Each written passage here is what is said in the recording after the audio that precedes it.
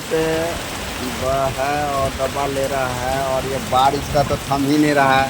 नज़ारा आप देख सकते हैं, सुबह का टाइम है, 3 बजे का पानी का आप एकदम क्या ले रहे हैं आप राखी जी? 3 बजे भोर है, अभी ट्रेन पर से उतरलिए सिमरिया घाट पर नहाय ले।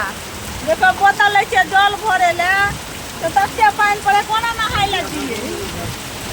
देखियो ई बोतल ले लिएगा 50 रुपया में जल भरे ले। अब नहेबै में जल भरबै तब जेबै। देखो कते बारिश होते केना जेबै।